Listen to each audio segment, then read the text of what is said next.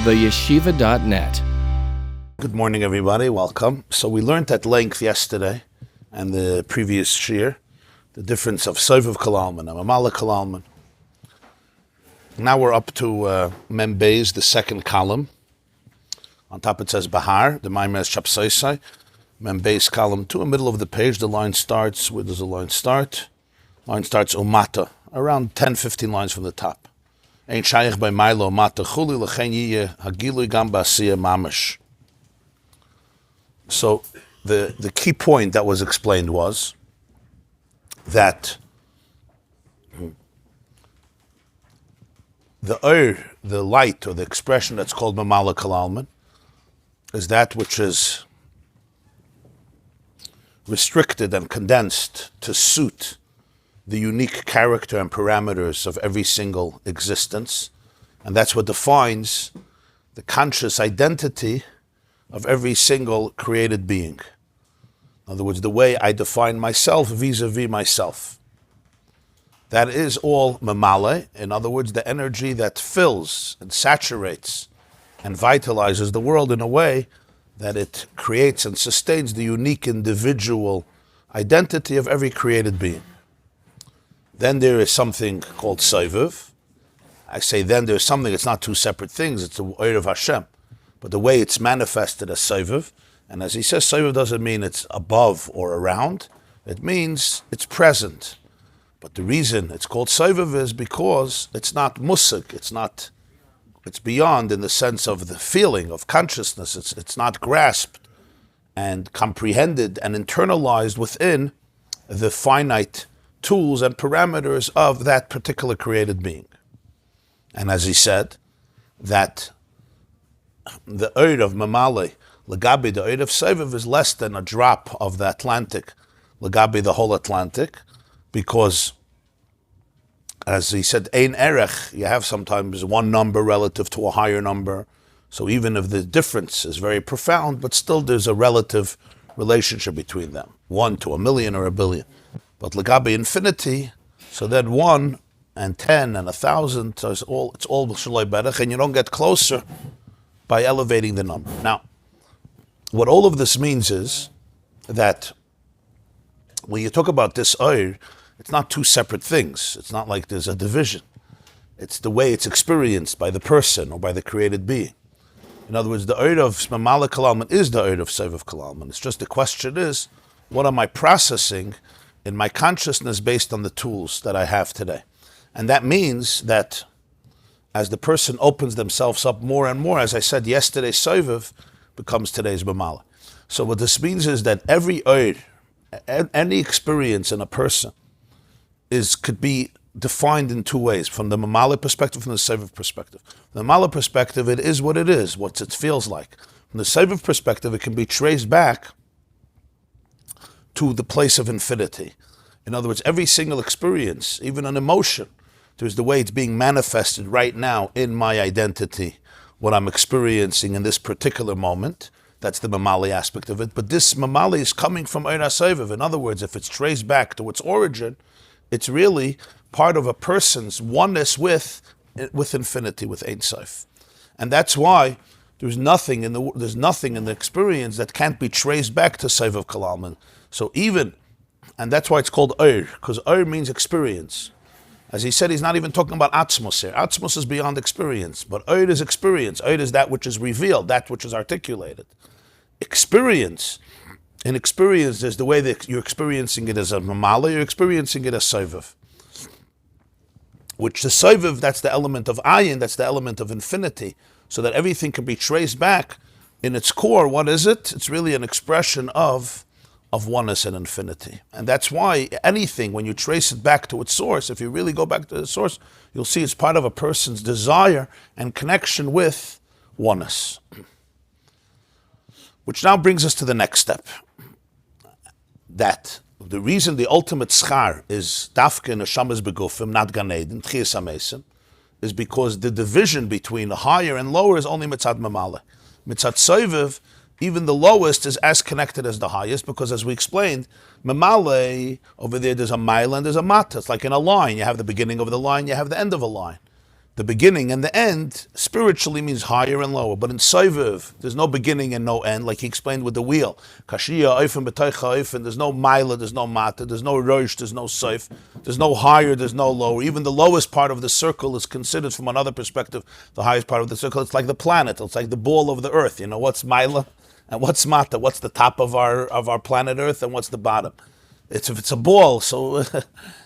from one perspective, this is Maila, one perspective, this is Mata. It never ends. And that means, spiritually, that the highest and the lowest, Hashavo, Mashva, Kotan, V'Gadol, are identical, because, Mitzad ha'Oir, Habli Gvul, Mitzad ha'Oir, Ein Soif, the highest world is not a Keli for it, Mitzad its Hagbala, and therefore the lowest world is not a stira to it, Mitzad its lowliness.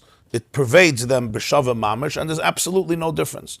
It's fully present here, not anywhere else, not less than anywhere else, and therefore the Chis HaMesim could be also Neshamas Begufim and Dafka in this world. He now continues weiter.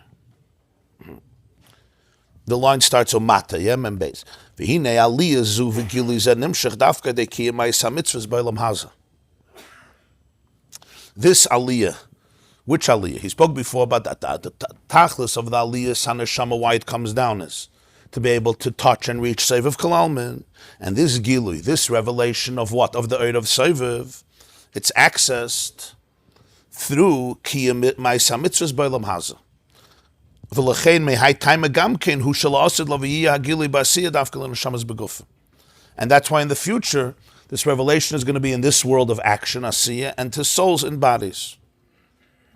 In other words, you can ask, it can also be in Olam Haza. Why dafka in Olam Haza?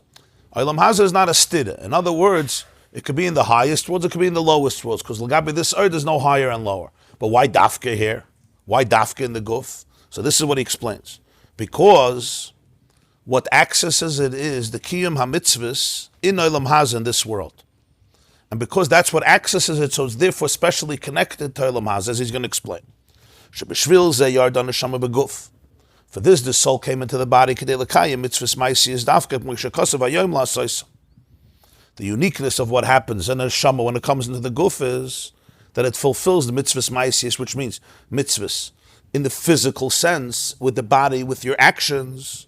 As the pasuk says, Hayoim la soisam, Gemara says, Olamachal akabel schara.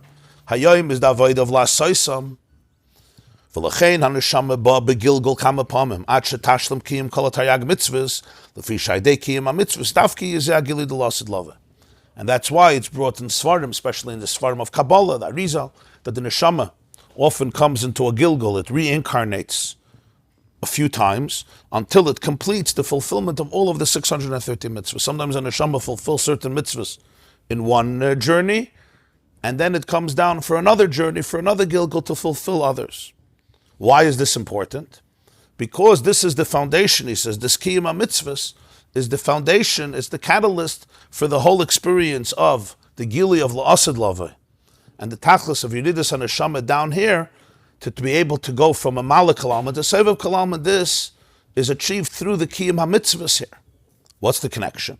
Va'inyan, the explanation is kischar mitzvah mitzvah. It says in Pirkei Avos, the reward of a mitzvah is a mitzvah. Schar mitzvah mitzvah. What does that mean? So some interpret it, there's different explanations in Mefarshim. One explanation is, the schar of a mitzvah is, Hashem will let you do another mitzvah. But the Alter Rebbe is saying here, Pashat literally, schar mitzvah mitzvah means the reward of a mitzvah is the mitzvah itself. In other words, greater than any reward that you can give for a mitzvah is the mitzvah itself. Right? For example, you'll say, what's the reward for the relationship? The reward is the relationship itself. There may be other benefits also, but the greatest benefit is the relationship itself. Schar mitzvah mitzvah. It's not, sometimes you say, you do a mitzvah, and because of the mitzvah, you get Gan Eden, or you get schar. What the Mishnah is saying is schar mitzvah mitzvah. No, the mitzvah itself, that's the Gan Eden. The ability to be able to do it, that itself is the ultimate reward. And he explains, Pirush, this means, Shamitzvah atzma hi aschar. The mitzvah itself, that is the reward of the mitzvah. Al derech sheyizboir, as we will explain. Ki hinei tachlis v'yisoid kol ha-mitzvahs hu lafich hayesh la'ayin. Because essentially the tachlis, the purpose, and the yisoid and the foundation of all the mitzvahs is to transform the yesh into ayin. Dahainu she'iyeh bittul hayesh. So here, the Baal HaTanya gives a definition that the tachlis and the yisoid of all the mitzvahs is bittul. That's what it is. It's the tachlis, the purpose, and the yisoid, the underlying foundation of all the mitzvahs. What does it mean, bittul? Lafech hayesh la'ayin. To transform the yesh into ayin. What does this mean? To take the yesh and transform it into ayin. So we come back to our discussion of yesh and ayin. Yesh means somethingness. Ayin means nothingness, or really no thingness. The tachlis of every mitzvah is to align or to transform, to metamorphosize the yesh into ayin, bittul yesh. What's the connection to the mitzvahs? Where do you see this in the mitzvahs? Is this how somebody would define the foundation and the tachlis of all the mitzvahs? Bittul yesh, lafach yesh layin. What's the nekuda here?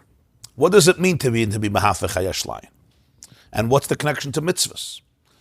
So he says, V'zeh Shamar Razal, this is intimated in what Chazal say in Maseches Kedushin, Hukshe kol ha-Torah l'tefillin.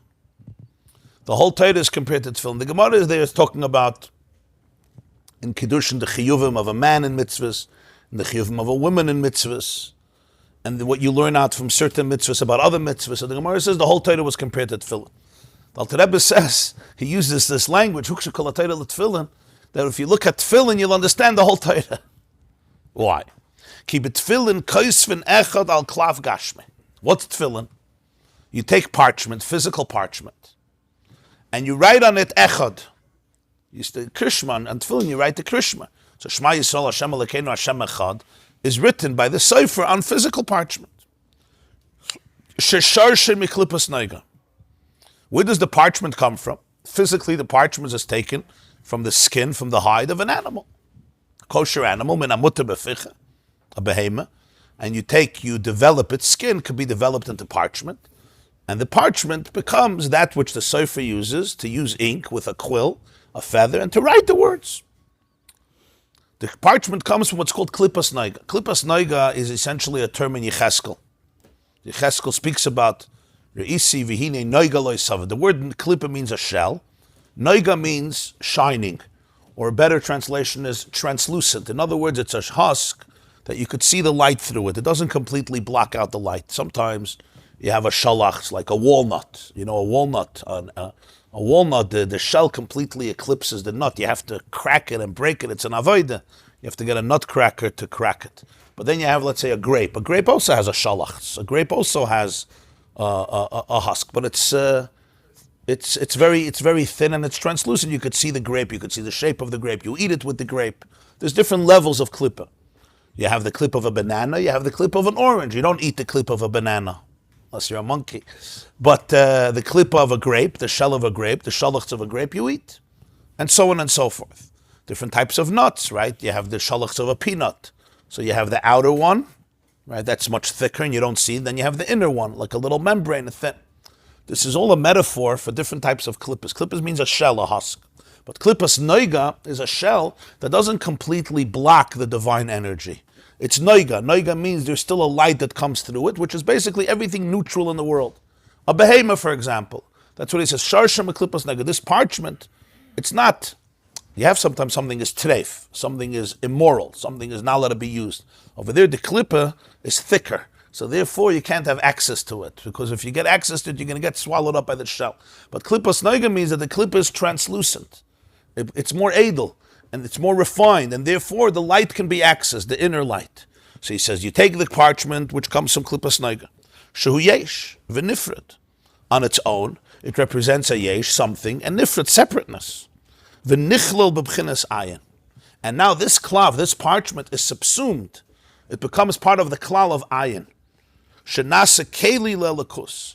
It becomes a vessel, a channel for godliness. Hashoyda alav, which dwells on this klav. It's holy. It's called tefillin. It's holy. B'chinas echad. In other words, it becomes part of echad. It becomes part of oneness. V'kachu inyan kol mitzvahs haTorah. And this is the ultimate theme of all the mitzvahs. Hukshe kol haTorah kula l'tefillin. Tefillin is a paradigm for it, and the whole Torah is compared to them, but this is really all the mitzvahs. Umaba gam b'karbanos. especially by karbonos. By karbonos, by the offerings in the Beis HaMikdash, you saw the bittul of the yesh to the ayin in a very concrete way. In the tefillin, you can't see with your eyes any change in the tefillin. The tefillin is holy, but the transformation is not something that one could see with their physical eyes. It's a parchment, it remains parchment before, it remains parchment after. By karbonos, he says, "Hayurayim bittul zeh b'poel mamash." She'ikra carbon. What was the main function of the carbon? Sheyuchlal habehema ha'oif b'pchinas eish shalamayla. Shehayoyred begilui mamash. There is a bittul ayin hayesh la'ayin b'poel mamash. The animal, or whether it's the ox or the bull or the sheep or the goat or the bird, you had sometimes a carbon of a behema, a carbon of oif, was actually subsumed. It was nichlal in the eish. The Gemara says in Yom Daf Chaf Aleph, them the first Beis HaMikdash, there was a fire that came down onto the Mizbeach. Ravutz Ka'aryeh, it was crouched like a lion, and that fire from above literally consumed and elevated the meat, the flesh, the fat, whatever, of the behema or of the oif. Depends what type you have. Different types of carbonas, a carbon oil, a carbon shlam, carbon chatas. But the nekuda is that the carbon, the animal, became nichlal, became subsumed in the heavenly fire. So with your physical eyes, you could see how the yesh of the animal became part of the ayin of Elikus. This is also the theme of tzedakah, charity. What's tzedakah? Hamamen sheyageya alav b'chol ramach evad of adsher revichoy noisnei la'ani the lesle megarmei klum arizabit layashlai. A person generates money, and generating money doesn't always come easy. He may have toiled to make this money with all of his ramach evarim. In other words, he really labored hard with all of his organs and limbs in order to generate this money. What's the natural thing? The money should stay by him. Comes to a poor man. The poor man is the opposite extreme. He doesn't have anything. So it's not like he owes him anything. He owes him a favor. He's looking for an investor. He's trying to flatter him. And he gives it to him. So he says, this is another embodiment of Bittul HaYesh La'ayin, where the Yesh becomes one with the Ayin Tzedakah.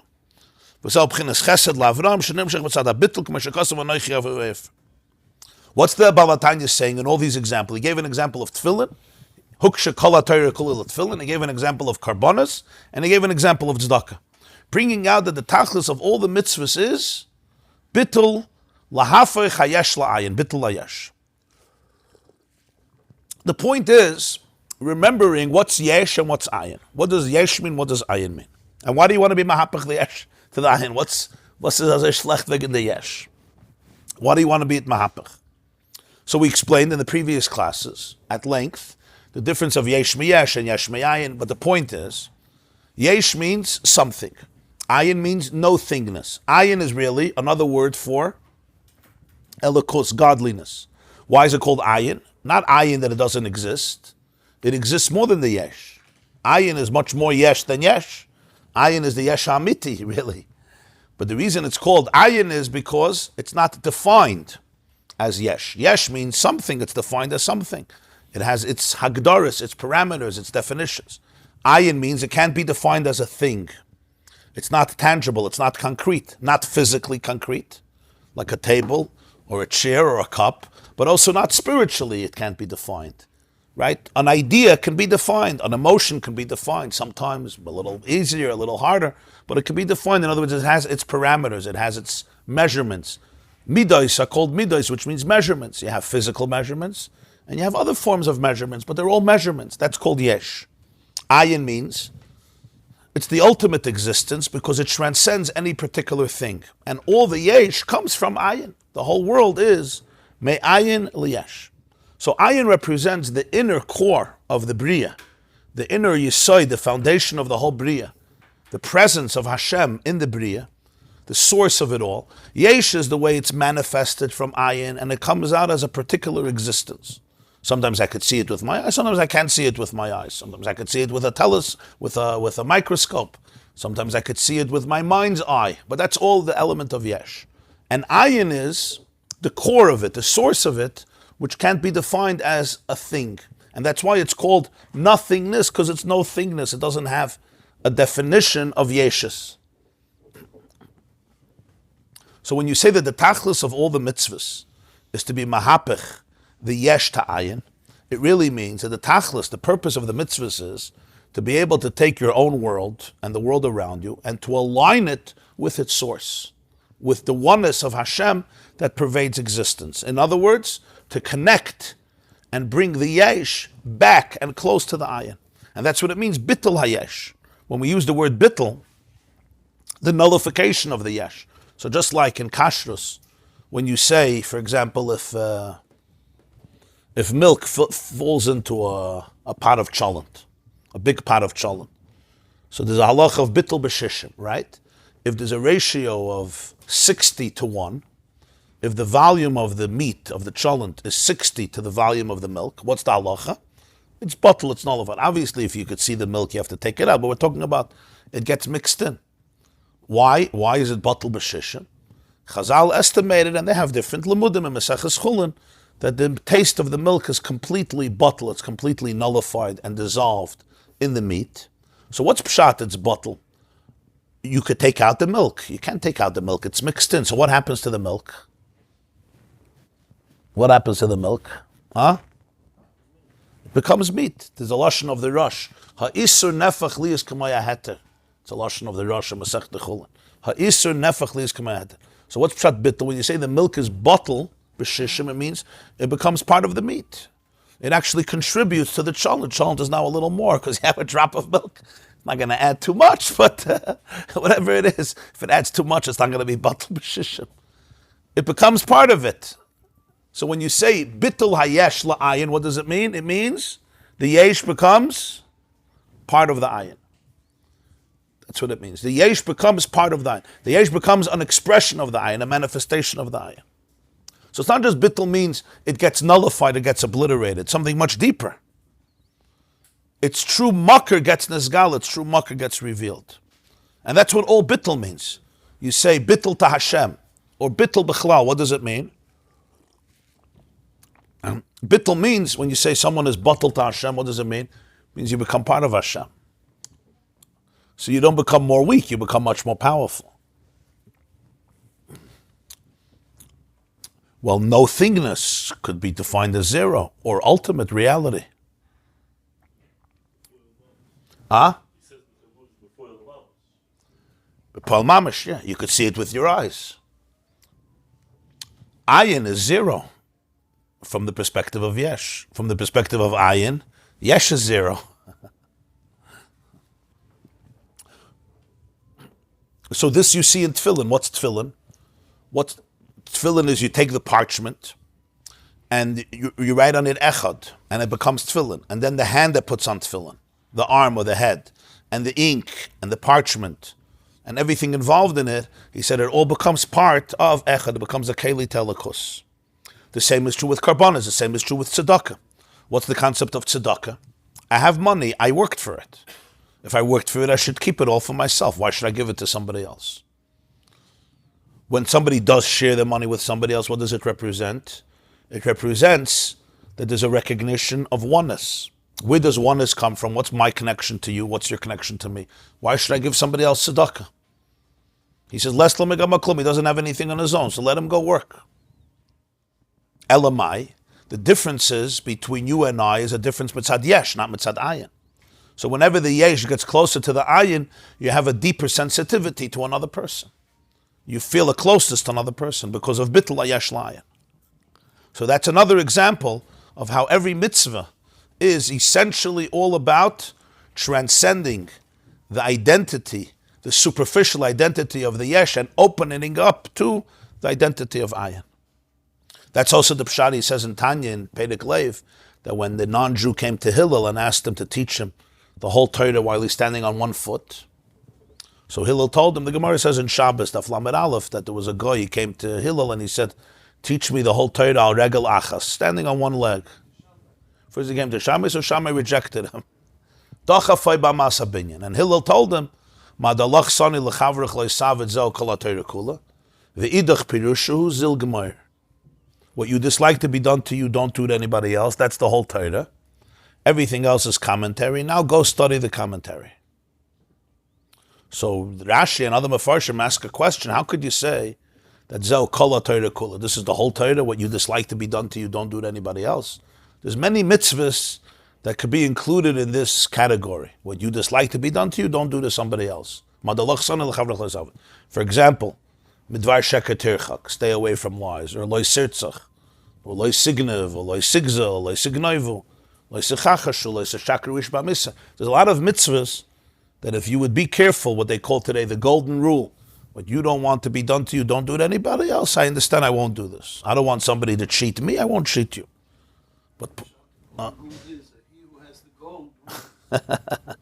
very good. You say that's why Hillel.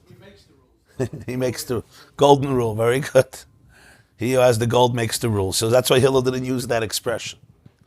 But the question is, most mitzvahs are not that. What does tefillin have to do? If I don't like to be hurt, so therefore I shouldn't hurt you, so why should I put on tefillin? Why should I fast on Yom Kippur? What does it do with davening? What does it do with Shabbos? What does it do with eating matzah, with lulav, with shofar, with Chanukah, with Purim, with Svidasayim? It's full interesting mitzvahs. With shatnas, with kashrus. What does kashrus have to do with not hurting anybody? If I eat certain foods that are not kosher, I'm not hurting anybody. If I light a cigarette on Shabbos, I'm hurting somebody. What's the Madalach? Hillel could have said, it's a big part of Torah. The Bakiva said, Zeh klal gadol b'Torah. He says, no, Zeh kol Torah kol. It's the ganz Torah. V'idach, the rest of Torah is a pirush, is a commentary. Now Zil Gemara, now go study the commentary. You could study the commentary for 200 years, but it's all a commentary. So I don't understand. I'm learning a Tosfos in Zvachim, or Menachos, or Chulin about Karbonis. It's a commentary on Avos Yisrael. Where's it a commentary? I'm learning Maseches Shabbos and Maseches Erev and Maseches Psukim, deep sugis. It's a commentary to Avos Yisrael. Hillel basically says, if there's one thing you're learning and you don't see it as a commentary to this statement, what you dislike to be done to you, don't do it to anybody else, you're not learning Torah. But how can you say that? Where's it a commentary? I get the kasha, right? Huh? So the Balatanya writes in Tanya, in Perek Lamed Beis, he says this vart, that Kol HaTorah Kula is Lafech HaYesh La'ayin. The whole Torah is aligning the yesh with ayin, and that's what love means. That's what ava means. That's what love means. It's impossible to create space for another person without the yesh aligning itself with the ayin.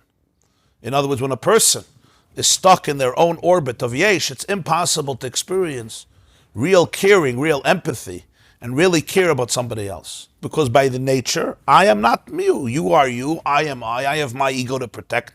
You have ego to protect. I'll help you if there's a mutual benefit. If I need you as an investor in my company, fine.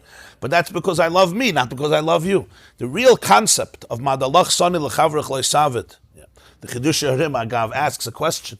Why didn't Hillel just say V'hafta l'recha kamoicha? What did he have to make up a new line in Aramaic? Maybe the person didn't understand Hebrew. Then they used to speak Aramaic. So he could have said the Targum Onkelos, U'terachamane, terachamane, you should love the other person, kavasach, like you. Why did he have to make up a new statement? So the Chidush Harim says that V'hafta l'recha kamoicha, he didn't think he'll understand. Madalach Sani L'chavrach Leis, I remember, was before Iyar. So he said before he was converted, he wouldn't understand V'hafta l'recha kamoicha, to love somebody else like you love yourself. He says, Das ken ayid. At this point, he can understand Madalach Sani L'chavrach Leis Safet. That's that, yeah. That's civil. That's basic civility. To the Santa Vart. So if we couldn't say V'hafta l'recha kamoicha, that will come later. Now we can say Madalach Sani L'chavrach Leis Safet. So the Chidush Harim says. The Marsha says, why didn't you just say V'hafta l'recha kamoicha? Well, did he have to make up a new statement? Hillel knew the pasuk in Parshas Kedoshim. So the vart here is that the whole inyan of Ava is transcendence. Real love means truly letting somebody into your life. And that's the ultimate representation of Bittul Hayesh. Bittul Hayesh means having the ability to take the yesh and bring it back, be it mavatal to the ayin, to the source, to the elikus, which ultimately encompasses everything. So B'meila, every mitzvah is really love. It just expresses it in a different way. When I put on tefillin, the function is I become a more loving person. When I put on tzitzis, become more loving. If somebody is doing Shabbos or davening, and it's not turning them into a more loving person, then they're missing the tachlis and the yesod of the mitzvah. They may be doing it technically. If I'm eating matzah, or shaking a lulav, or lighting a Chanukah candle, or doing Svidasayim, but it's not creating more love, more bittul of the yesh la'ayin, it's missing the tachlis and the yesod of all the mitzvahs. And that's what Hillel was teaching him. And everything else is a commentary. It seems completely disconnected, but ultimately it's an exercise in how to be able to elevate your own yesh to the ayin of yourself and the ayin of the world and the ayin of the people around you. To be able, in simple words, to see the soul beneath the surface, to see the energy beneath the outer crust, to see the hand in the glove, to see the ayin in the yesh. Because all yesh is ayin, it's just a manifestation of the ayin which eclipses it. And this is one of the most important messages, that if there's any part of Yiddishkeit that doesn't turn you into a more refined and loving person, you're missing the point. Person may be doing all the details right, but the core, the nekuda that Hillel says, is missing. The Baal Shem Tov said, it says in Pirkei Avos, Kol Torah she'eini ma'melacha sofa b'teila. Literally means Torah without work is going to cease. The Baal Shem Tov Malacha is the Malacha of Avos Yisrael. Kol Torah she'eini ma'melacha. Jeder Stickel Torah, was bringt nicht zu Avos Yisrael, ist sofa b'teila.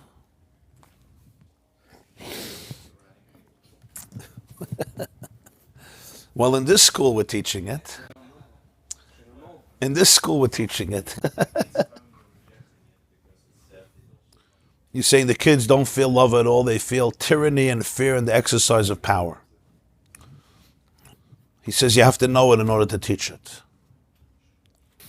Yeah, you're not asking an intellectual question, you're asking a painful question, an emotional question. How we ended up here. Tiyufta. Kasha the tiyufta. Point well taken. Point well taken. What do they say? Noted? What do you guys say? Noted. And now he goes one step weiter. V'cheinu gamkin mitzvahs Talmud Torah. You would think there's one exception to this, perhaps. Mitzvahs Talmud Torah. Why? Hagam shu hamshachas elikus lamata aval hamshachu aydei bittul hayesh. Interesting. What's learning? When I'm learning, I have to understand it.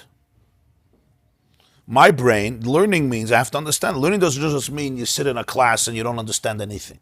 That's not learning. Torah Shabbal Peh, if you don't understand, you weren't even yotze the mitzvahs Talmud Torah. In the Lashon of Chassidus, learning is hamshachas elikus lamata, which means there's two elements in Avodas Hashem.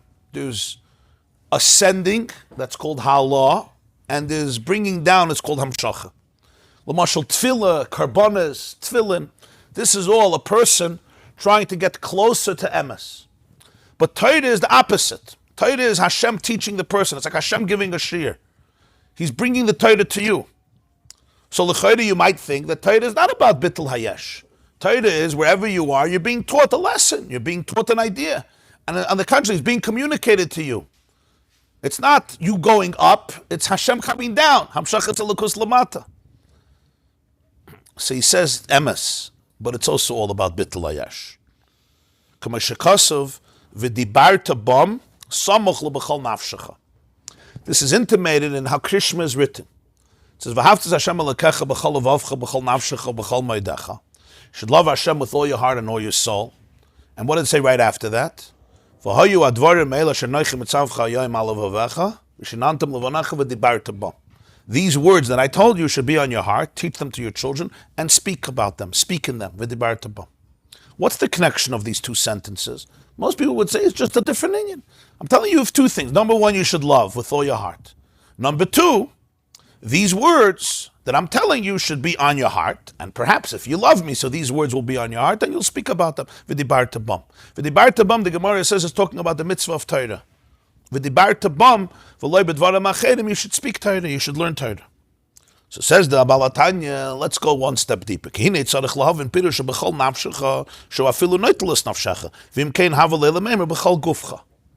Mishnah says in Brachas, what does it mean to love Hashem with your whole soul? So the Mishnah says, even if he takes your soul. He says, if that's the Vart, it should have said Bechol Gufcha, with your whole body.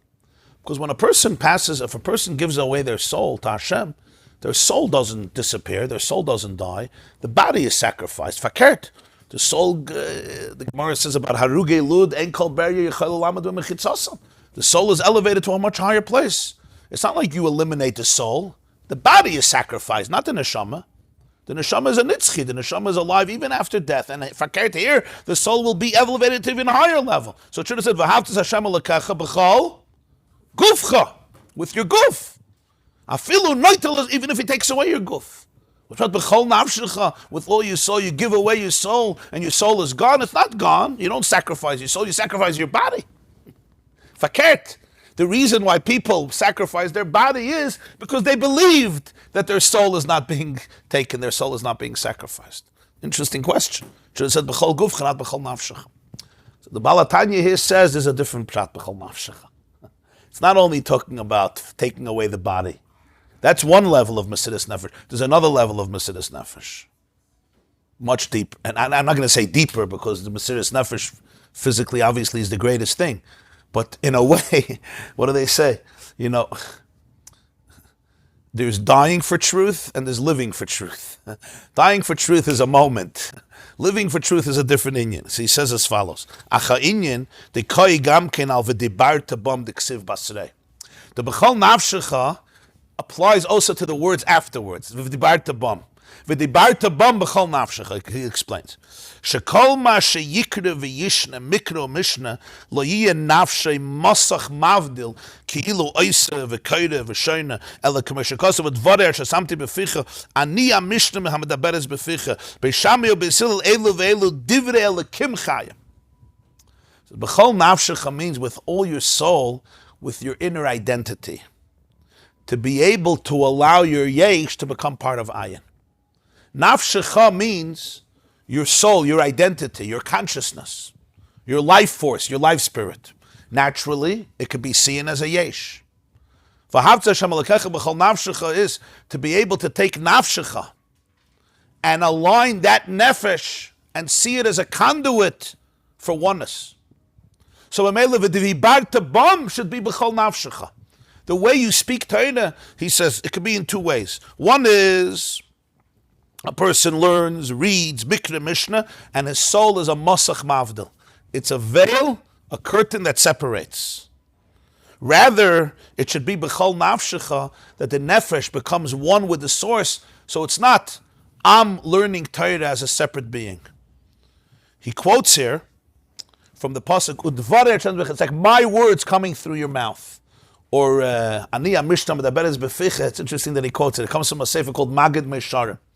The Beis Yosef, the author of the Shulchan Aruch, had a malach who would visit him and teach him things.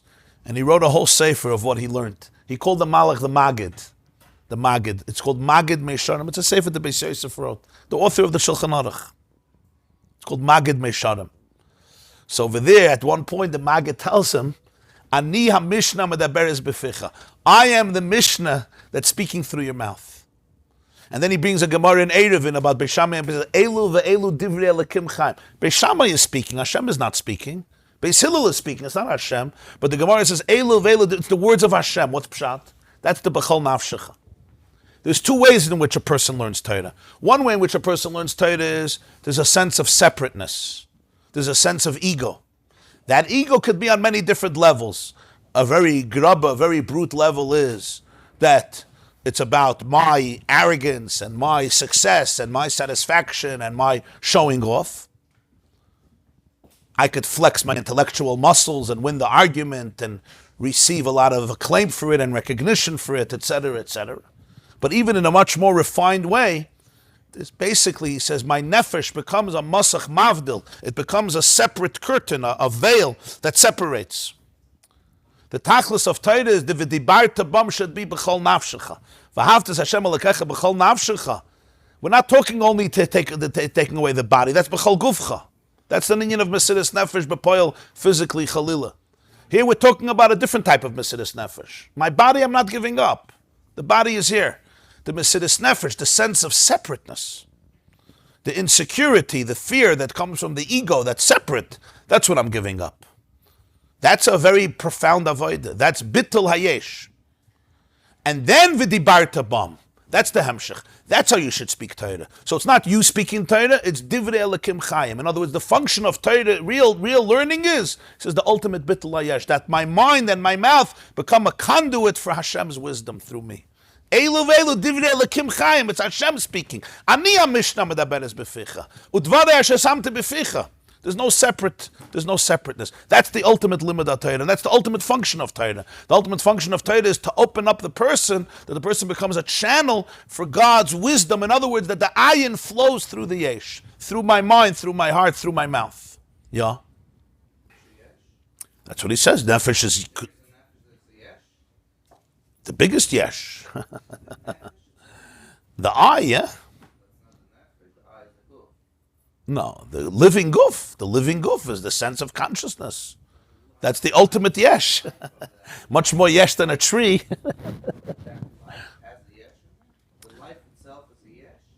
The way a person experiences their soul. That's what we're talking about. Nafshecha. Your nefesh. Nefesh habasa b'dami. The person's sense of self could be completely divorced from the true self, which is divinity. What he's explaining is, there's two ways of learning Torah. I'll do it in the extremes, even though there's a lot more subtle ways. But in the extreme, there's a person learns Torah, and it's filled with arrogance. It's filled with arrogance. What does it mean it's filled with arrogance? Instead of the Torah being an exercise in bittul, there's a very deep ego in it. That may be one part of it. That may be one part of it. Generally, even if it's not, I want to be a gadol. That too. That too. And you know what the Gemara says? You should learn Torah shaloi l'shma, mitach shaloi l'shma bal l'shma, right? If a person learns Torah because he wants kavod, fine. It's mitach shaloi l'shma. A person should still learn. A person wants to get schar. Okay. Sometimes a person learns Parshas, they enjoy the satisfaction of it. Gewaldig kazach, even more. Chaim Volozhin and Nefesh Chaim is mafli. A person who learns Torah, Parshas, the geschmack. Geschmack, a person has a geschmack in it. Not everybody has, but some people have a moedic geschmack in it. So there's so many different levels of a way of learning. But the general idea is that sometimes a person learns, and what's felt extremely very much is their own ego, their own separateness. The ego which is easing God out, their separateness from Hashem. So therefore, sometimes it becomes about an intellectual gymnastics, or winning the argument, or becoming defensive. The ikar of Torah is the emes. I'm looking for the truth. And not just looking for the truth, but that the very eye should become a conduit for the truth. He says the ultimate limud Torah is the ultimate bittul layesh la'ayin, that the b'chol nafshecha, that the nefesh is not separate anymore. All I want is to be a conduit, a channel, that the Dvar Hashem should be revealed through the person. The person should open themselves up to what Hashem has to say about life. That's hard, because it's even hard for a person to go to that space, because very often when we listen to something, we listen to it with preconceived notions, and I want it should fit into my paradigms. So to really open yourself up to something transcendent and say, I just want to really hear the truth, is very difficult. Right? Especially if you have been scarred. So we try to defend ourselves very much. It's really hard to listen to something new. I don't want to hear anything new. I just want to be in a safe zone. But the real limud Torah is the v'dibar tabam should be with b'chol nafshecha. In other words, that the nefesh was traced back, it was realigned with the source, so that it's the source expressing itself. Elu velu divrei Elokim Chaim. That was how Beis Shammai and Beis Hillel learned. There was no yeshus in the learning. There was only ayin in the learning. It's a different type of learning. You hear, you sense the edelkeit. It's full of refinement, the learning. Sometimes the learning could be very brute, very dense. There's a lot of ego there. There's a lot of fear. There's a lot of insecurity. There's a lot of haughtiness. There's a lot of yeshus. So, Shnish klar? Huh? I was going to ask if you had a strong mind, a strong intellect. You're asking a similar question to what Rabbi Avram asked, just in a different way. That's again part of missing the point. And trust me, even the bacher with the best cognitive skills, is still not learning Torah like the Rambam learned it, or like Rashi learned it, or like Abaye and Rava learned it. Yeah? They say that the Alter Rebbe was once in a shul, and he had a very good chush hashmiya, and he was on the other side of the shul, but he heard two chevra. It was in Shklov in Lithuania, two people speaking, and he heard that saying that the Baal Shem Tov, that the Balatanya was from one of the greatest Gaonim, not only his generation but many generations. Somebody said Erz Agon, but where he comes from, the Baal Shem Tov Etnisha can't learn it. Baal Shem didn't know how to learn. So Alter Rebbe heard it over, so he went over, and he said, "I'm going to tell you over what I heard from the Maggid, the Shir from the Baal Shem Tov." The Baal Shem Tov used to give a daily Shir, Gemara, Rashi, Tosfos with Rishonim. People don't know, in Mezhebush, after Shachas, the Baal Shem Tov gave a daily Shir, Gemara, Be'iyun to his Talmidim. So he said, "I'm going to tell you over what I heard from the Maggid who was there, a Shir from the Baal Shem Tov." And he said it over. And one of them, so after a while, one of them stopped him and said, "Das is the mamish havayis da Abaye v'Rava. This is the mamish." So he says, "No, das is the derech von Abaye. The derech von Rava, this is the derech von Rava is a whole other derech." My point is, obviously there's different levels, and a person who has cognitive skills that are more advanced could learn in a different way, in a different level. But that's a very special thing. It's a very special thing.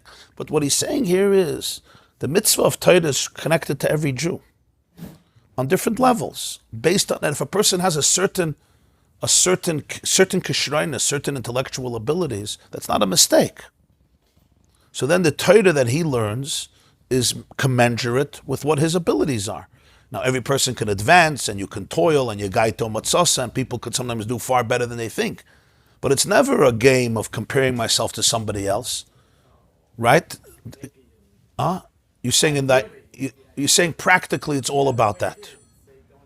So that's what I'm saying. You're asking what he says, right? Beautiful. You hear what he's saying? You can be impressed when you learn. You can be impressed with yourself. You could be impressed with the idea. You could be impressed with the teacher, right?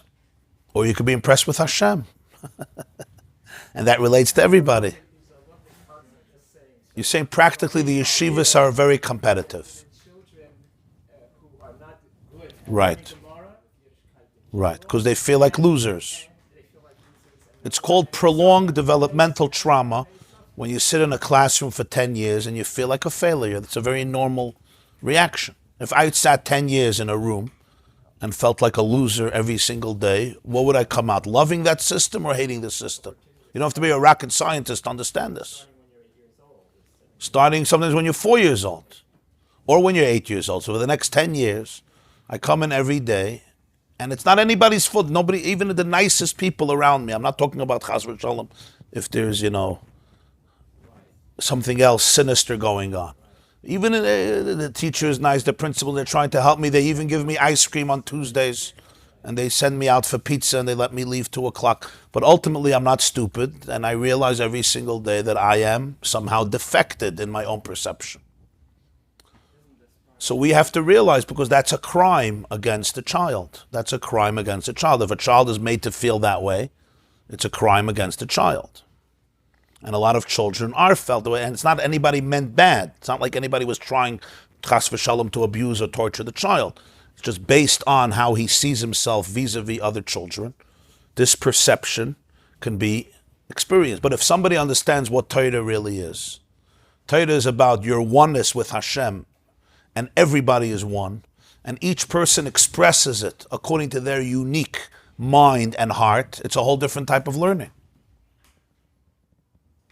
Right? It's not about your intellectual gymnastics and your intellectual brilliance and your intellectually athletic skills, and you could prove me wrong, and you could prove the teacher wrong. It's a whole different idea, huh? Right, but that depends on a person's life. I mean, the Gemara says in Menachos, right? Some people are mekayim v'gisei b'yayim and v'layla, perek echad shachas, perek echad arvis. Mishum ben Yechai says. The person has to support his family. Yosef is mechoyev in learning, and that those moments when he's learning, it's mitzvahs Talmud Torah, and you're saying v'dibarta b'm b'chol nafshecha.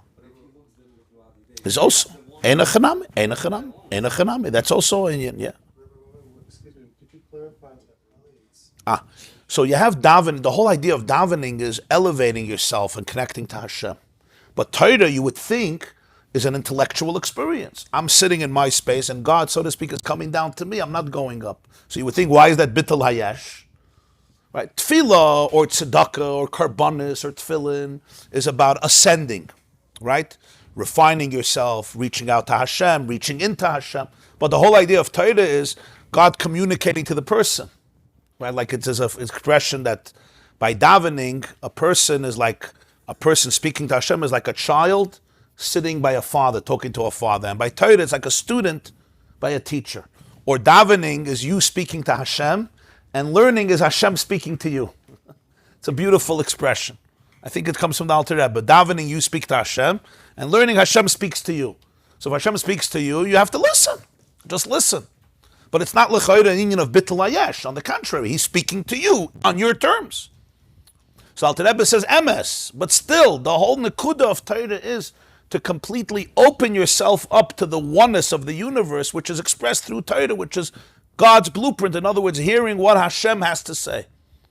That's the whole nekuda of Torah is bittul. So we spoke about tefillin, you spoke about karbonis, he spoke about tzedakah. He says, and that's the whole nekuda of Torah. B'chol nafshecha. Not to give away your body, to give away the soul. What do you mean to give away the soul? To give away the sense of separateness that exists. The whole inyan of Torah is to be able to, the v'dibartabam should come after the b'chol nafshecha. Similar, yeah. Yeah. So tefillah is that going up, yeah. So to speak, Hashem coming down. Vayered Hashem al Har Sinai. Vayered Hashem al Har Sinai.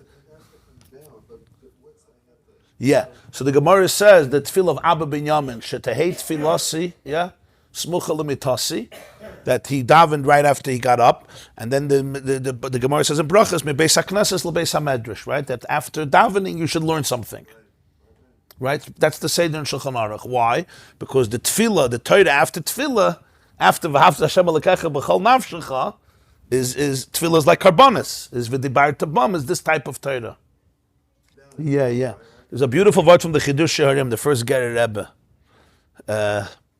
It's a very, very beautiful word. It says in the beginning, Shavuos is coming. So it says, Vayidaber Elokim es kol advarim ha'ela leimer, anoichi Hashem Elokecha she'tzicha be'etz Mitzrayim. Yeah. So the question is, what's the lamer? Lamer usually means to repeat to somebody. Vayidaber Hashem al Moshe, lamer, right? So he should say it. It's not just for him privately. But here, everybody was there. It's Matan Torah. Vayidaber Elokim es kol advarim ha'ela. Lamer, who's the lamer? And also, what's Vayidaber Elokim es kol advarim ha'ela? Could have said Vayidaber Elokim and just say what he said. It doesn't say Vayidaber Hashem al Moshe kol advarim ha'ela. We're going to see what he said. Vayidaber Hashem, Vayidaber Elokim, right? Hashem spoke. Say what he said. We'll figure out that he said all these words. He didn't say other words. So the Chidush Edim says, Pshat like this, Vayidaber Elokim es kol advarim ha'ela. Hashem said all these words, which is the Aseres HaDibros, and all of Torah, which is included in the Aseres HaDibros, kol advarim ha'ela, all the words of Torah, lamer, it's all that a person should be able to experience and say, Anochi Hashem Elokecha. The kol advarim ha'ela Hashem spoke is lamer, is that the person should be able to feel and experience Anochi Hashem Elokecha. That's what it is. Kol advarim ha'ela. It's all to be able to experience Anochi Hashem Elokecha. In other words, to experience the ayin. And that's what real Torah is. Whatever you're learning, the ultimate inyan of Limud Torah is that my mind opens itself up to become a sinner for Hashem's wisdom. Chachmas Shel Baruch Hu. I just want to finish a few lines here. So then I just want to finish a few lines here because it's one inyan. Ushloisha dvarim elu. These three things. Which three things? He spoke about karbonis, he spoke about tzedakah, and he spoke about Torah. Heim klolos kol ha-mitzvos k'mayim ben azal al shloisha dvarim ha'olam ha'omed al Torah v'al avodah shu karbonis v'gmuz chesed. The world stands on three things: Torah, avodah, which is karbonis, the service in the Beis HaMikdash, and gmilas chesed. Why does the world stand on these three things? Because the foundation of the world is to bring the world, the yesh, to ayin, and that's expressed in Torah, avodah, karbonis, and gmilas chesed and tzedakah. U'kamaykin kol pratei ha-mitzvos. I just gave a few examples. He says, any mitzvah you take, any detail of any mitzvah, that means the details how you sprinkle the blood of a carbon, or the details of Meleches Shabbos, what's boider and what's schita, and what's moitzim reshus l'reshus, kol pratein, even not just the mitzvah in general. You say the theme of Shabbos is bittul. No, the pratei mitzvahs. The nuances of the mitzvahs. Mitzvahs have a lot of nuances, yeah? What makes a Sefer Torah possible, makes Sefer Torah kosher, what makes tefillin kosher, what makes an Eidiv, what makes a lechi, what makes a koira, what makes a sukkah. Everything has so many details. Meinaf kemina. So he says, Kol pratei ha-mitzvah tachlisam v'yesoidam u'bittul hayesh lahayin. There's no detail of a mitzvah that's not based on bittul. The rest. In other words, any sif in Shulchan Aruch, any siman, any svara in a mitzvah, if you don't see in it bittul hayesh la'ayin, then you're something you didn't get there. So if you hear a shir from somebody in any inyan, right, at the end you want to be able to ask, now tell me how this brings out bittul hayesh la'ayin. If it brings it out, good. If not, something is missing. The makabah patish is missing. It's like megeit arum and arum and arum. You're going around and around and around, and you're missing the key. You know when you ever shoot arrows, huh? Arum and arum around the peripheral, but you didn't hit the target. You're learning Masechta Zvachim, you're learning Masechta B'choros, you're learning Masechta Tadas, emes. But every prat, sof kol sof, is bittul hayesh la'ayin. Is this nekuda of oneness, that the yesh is really all part of ayin, that you're infinite. The Hester Isaac, was Yiddishkeit is. A person puts on tefillin, puts on a talis, it's bittul hayesh la'ayin, that you're infinite. That's what bittul hayesh la'ayin means in simple English. That you are infinite. You think you're a little shmata, right? In other words, once you're a yesh, so you have a big yesh, you have a small yesh. Some yeshes feel like shmatas, and some yeshes feel like on top of the world. But it's all in the orbit of yesh. Bittul hayesh la'ayin means that the yesh is actually infinite. It's a manifestation of infinity. How do you say such a statement? So he says it says clearly in the pasuk. What's the pasuk? Vayitzavenu Hashem lasses kol achukim ha'eva liyiras Hashem.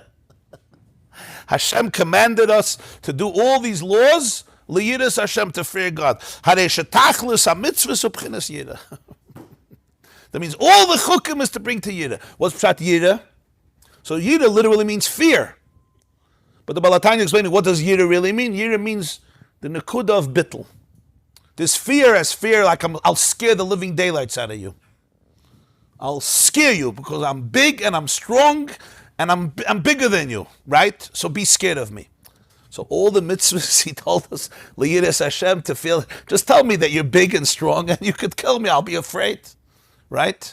I'm also afraid of a lion. He doesn't have to give me any mitzvahs. I'm afraid of a lion. So obviously Yira here means something much deeper. Yira means awe, reverence, and that's the ultimate bittul. Bittul means when a person is in a place of reverence, the I melts away, the separateness melts. The person is like mesmerized, you're subsumed in something larger. So this is the ultimate element of, ultimate component of every mitzvah, is to be able to experience this bittul hayesh la'ayin. Okay, we'll continue Beis Hashem tomorrow morning. Have a beautiful day.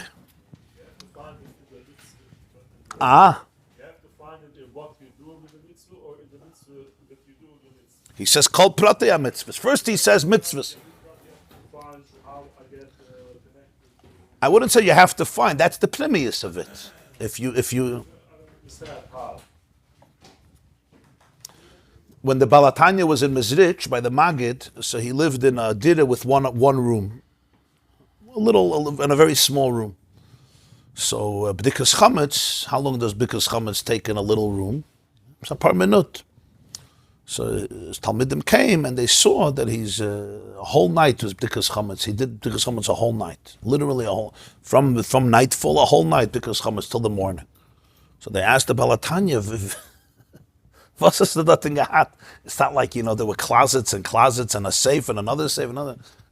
Was ist das Ding gehabt? What did it take so long for? He says, was heißt? The Mishnah says, Oylar Ba'asar, Boitkinas HaChametz Lo'ir Haneh. Oylar Ba'asar, the night of our Ba'asar. So the Gemara has a whole muchinish why it says Oyr. It should have said Leil. Yeah, Gansa Maisa. What's Oyr is our night, is our morning, a whole sug over there, the first two dafim. So he says, what's pshat? He says, Earl Arba Asa. Arba Asa, you have the 7 midas of the Nefesh Elikis. You have the 7 midas of the Nefesh Bahamas. That's 14. Daf man boidig sein, the chametz, and all the 7 midas of the Nefesh Elikis, and all the 7 midas of the Rambas, La'ir hanei, with the light of Neir Hashem Nishmas Adam. A ganze Nacht ist euch nicht genug. Yeah. I said over the word, huh? Makom Shem Achnisim Bechametz Ein Tzadach B'dika. That's a word from the vision it said, dacht the message, the Avis Yisrael. Yeah, Makom Shem Achnisim Bechametz, that I didn't bring in chametz to you, so I don't have to be boidik you. I brought a chametz to me, I have to be boidik me. The Seder is, everyone is boidik somebody else. I never brought a chametz into your head. I brought a chametz into my head, so let me be boidik my head, you be boidik your head. But obviously, he wasn't boidik other people, he was boidik his own dinner.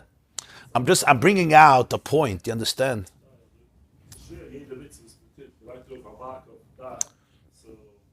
Es ist nicht schwer, das ist nicht schwer, der Gring. Der Herst ist weiter auf einer alten Derech. Man darf es hören aufeinander öffnen. Es ist nicht schwer, der Gring. Das ist alt. Das ist der Pneumius von Leben. Hashem, why did he give all these mitzvahs? To torture people. Nicht auf was zu tun mit dem Leben.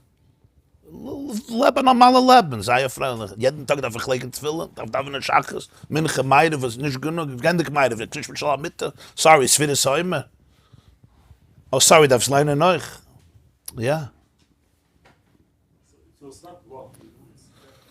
So the word is, it's nicht, let me put another burden, yeah. That's why they call it frei. Ich will sagen frei. Why do they call it frei? I want to be free. Eilicha ben chayrin, yeah? But auf Yiddish sagt man a freie Yid. Was ist a freie Yid? He's free. Oder mischt doch Eilicha ben chayrin al mishayze betal matayna. So it's a question of perspective. If you understand fakert, what a person is, who you are, and the mitzvah is an opportunity to connect to who you are. It's a whole different experience. You understand what I'm saying? You go to a nutritionist says every food that you're eating now is literally stuffing up your heart, stuffing up your body. Let me give you a new diet so you'll feel your energy. So is that a burden? You could call it a burden, I can't eat this, or you could say it's just it's freeing you up so you could be who you are. So you understand, that's what he's saying.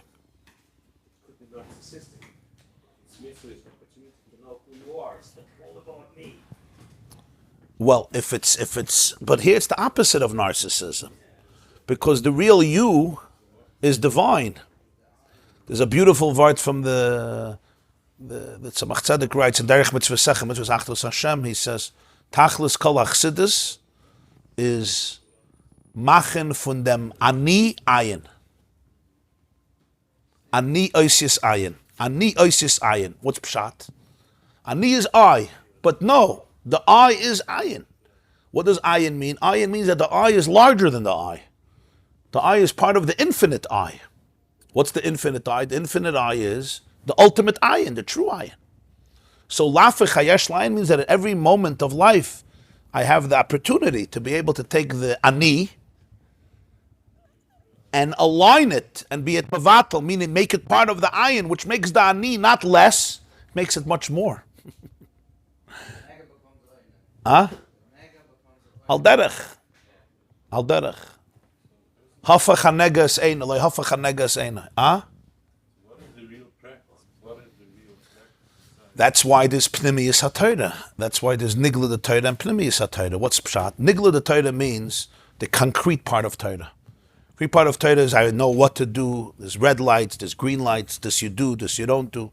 This is how you do it. And in that itself, there's layers and layers. You can get into the reasoning and the svaras and the details and the different opinions. That's all nigla the Torah. Right? It's like in a person. It says in Zohar that the nigla and nister of Torah is like the nigla and nister of a person. You have the guf and you have the neshama. What's the guf? The guf is who am I? You say, who am I? Here, look. I have skin. I have bones. It's very important. You have to take care of it. Right? You take an x-ray, you can go deeper. Without an x-ray, you just see the outer body. With an x-ray, you see the inner body.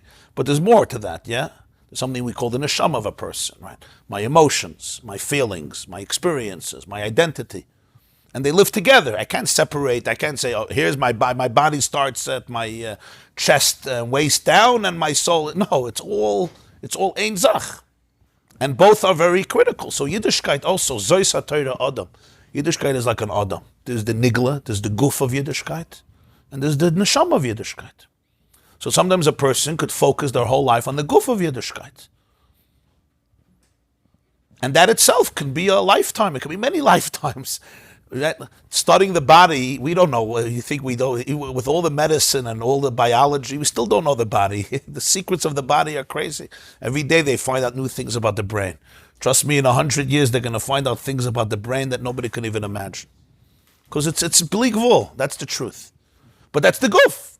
And the guf itself is incredible. And you can go deeper and deeper and deeper in the guf. And then there's the neshama of Torah. Neshama of Torah is the pnimius of Torah. The pnimius of Torah. The Alter Rebbe wrote Shulchan Aruch. Yeah, Shulchan Aruch is as intricate as Likkutei Torah. The Alter Rebbe's Shulchan Aruch. It's very, very. It's one of the most powerful halachic works that were ever written. A Yid is Shlomo Miller in Toronto. He's a big gun. He was a Talmud of Rabbi Aaron Kotler. Rosh HaKollel in Toronto. He's a very serious Litvish Yid. He's not Nishkichas. So one of his students told me they were learning halacha, Hilchos Shabbos or whatever. So he said, all the Sfarim are moededik, but he said, if you want the definition of halacha, you go to Shulchan Aruch Harav. The definition of halacha. His Shulchan Aruch is Kuntres Achenu is Ga'onis, but it's all halacha. Very intricate, very detailed. It's all halacha. Suddenly you look at the Torah, right? You see a whole different. Not a different world. You just see the inner, the pnimius of everything in Shulchan Aruch. This Maimer, he's showing it, for example. So both Nekudas are emes. Taka one without the other. You could sometimes learn a lot and master a lot, and it has an impact. Everything has an impact. Torah refines a person, right? But the pnimius gives it a certain dimension and sophistication and depth and emotional relevance and psychological relevance, especially in our generation, where people are struggling with identity so much that you can often take a miss. You're right, you can take a miss. What's the greatest exercise to do in order to engage in bittul hayesh la'ayin? In every halach. That's an individual answer. You don't try to send everybody into a yidid. If there's a yidid, you have to come make it an aliyah. But he's saying preventive medicine. But after werden krank to develop an immune system, yeah? Although vaccinations believe in that. You put in a little bit of the illness. But the question is, he's saying, how do you prevent it? It's not a mistake, but if you're putting your child into a system and you know that he may experience this, you want to be very careful. Because he may come out much stronger, he also may come out ruined. That's what he's saying. Yeah, the frag is good. You're asking a good question. This class is brought to you by the yeshiva.net. Please help us continue the classes. Make even a small contribution at www.theyeshiva.net/donate.